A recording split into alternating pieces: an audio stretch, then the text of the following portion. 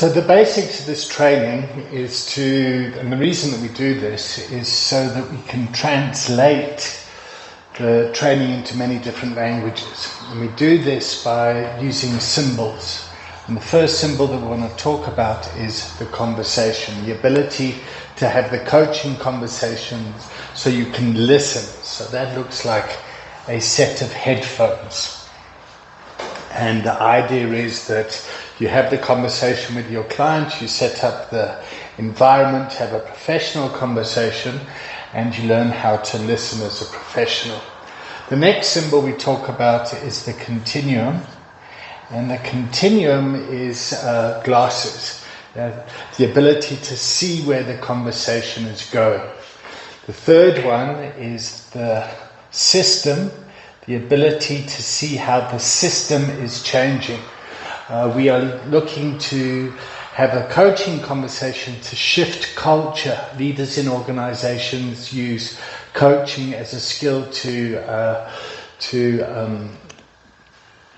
influence the workplace culture, into getting the workforce to align with the strategy and vision of the organization, and in the corporate world that's to return shareholder value. And what we do here in the coaching space is to increase recovery capital. That's what we're trying to do. So we're trying to move our clients, create a learning environment, a culture of learning, that they understand what a culture of addiction is, what the problem is, and how they can use coaching to move towards a culture of recovery.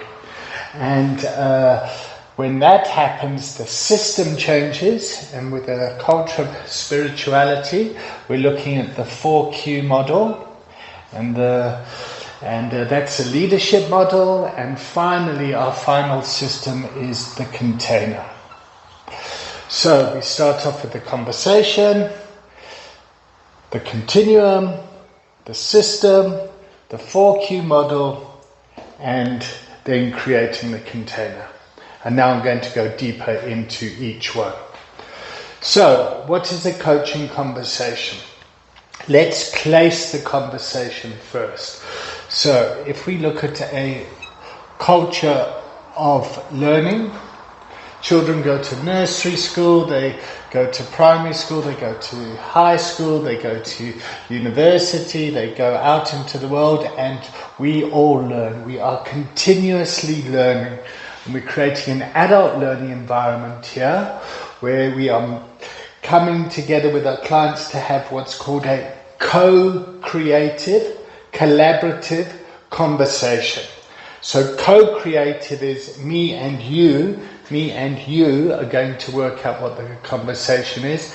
Collaborative is we're in this together, and it's a conversation. It's about talking. It's about talking, about listening. And from that conversation, our client learns about a culture of addiction, where they are. And a culture of addiction, we talk about a continued behavior in spite of the negative consequences. So our clients, they can enter an environment where everyone in the world everybody uses a substance of some sort. Coffee, food, sex, work, whatever it is. That doesn't matter once people are using. What we're interested in is when people start to misuse and abuse a behavior, and then that behavior becomes abusive and they become dependent on it. And once people are dependent, we need to be able to see where they are and refer to treatment of some sort or to some additional professional. And what the coaching conversation does is what the recovery coaching conversation does is we place it here in this environment, which is a place of wellness. The person has enough comprehension and insight to their own problem to come up with a solution which is suitable for them. And that's what a culture of recovery is. So culture of recovery is where we move our clients into the solution. And we surround that in a culture of spirituality. In the culture of spirituality, what we talk about is principles, spiritual principles, like honesty,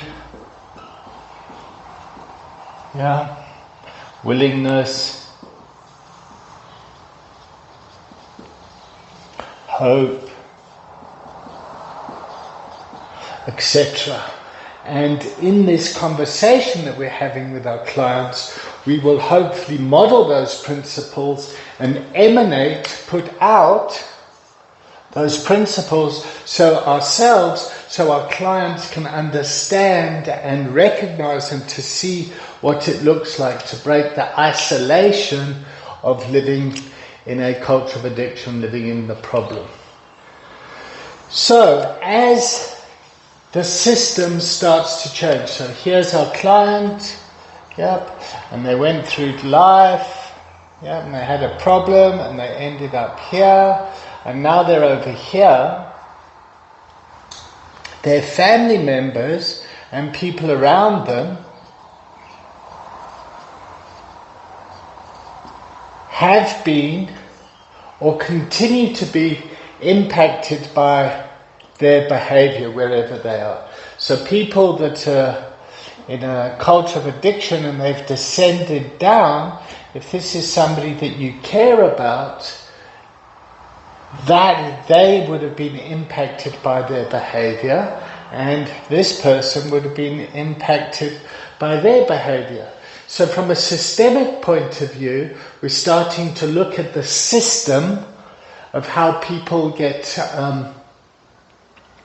impacted. So addiction is called a systemic illness, and what that means is one person's behavior impacts the whole system. So if we just look at how alcohol abuse impacts the world, this person gets drunk, they go out drinking and driving, they have a car accident, they kill somebody, that person's impacted, their family's impacted, and society is impacted. And what happens is the cost and care really influence the system. So if people don't confront the problem, the costs in the long run increase. And the more time you spend focusing on the solution, the impact of the addictive behavior gets reduced. Now, to be able to do that, you need to take leadership in the situation. And we talk about having the coaching conversation to improve outcomes. And we want to improve IQ, which is technical ability. So that's what part of the training does, is it teaches you the technique, the skill set to have the conversation, to see where the continuums are going and to see how the system is constructed. And once you're in the system, you need to have emotional intelligence, EQ, which is the ability to read your own emotions and how you're responding, the other person's emotions and how they're responding, and engage in a way that influences change. And we need to do that with some spiritual intelligence, which is SQ, which is about the ability to, I can see how I'm feeling, I can see how I'm engaging with someone else, I need to do it in a way that is spiritually, ethically, morally enlightened, for want of a better word. You don't want to do harm. Doctors have a lot of power, and the baseline principle there is to do no harm. And it's the same with coaching. And we're not doctors, by the way. We're coaches. And then the final thing is PQ, which is political intelligence. The ability to build relationships. And what we do is we take this model here, and if we place it over here, part of the PQ, Part of the IQ is what you will learn the technical ability. The EQ is the ability to read yourself and your emotions and somebody else. SQ, well, is the ability to then put those spiritual principles into practice so you can show up in an authentic way, which is good. And then PQ is the ability to build relationships that can go out into the world and affect change and to help move the world from a culture of addiction. Now, if we look at the world, everyone's kind of impacted with instant gratification. So instant gratification is short-term relief for long-term pain. And what we're looking for in a culture of recovery is coaching that person, holding them in a space where they can experience short-term pain for long-term relief. And I mean, if we just look at cell phone addiction, for example, if we look at work, if we look at whatever it is, now often that short-term pain is about feeling. Feeling uncomfortable, I want short-term relief, or I've been through a hard time and I need some sort of reward. And in the neuroscience of things, we're looking for dopamine release and to feel rewarded, and that's what a culture of addiction does. It's instant gratification, so it's instant dopamine release to help me feel better about myself, because right here, right now, I'm unable to sit with the feelings and the uncomfortableness. And I'm trying to be coached to start to bring awareness to the way that I'm responding and to find tools outside of myself to help me cope with that so I have long-term life of meaning and purpose.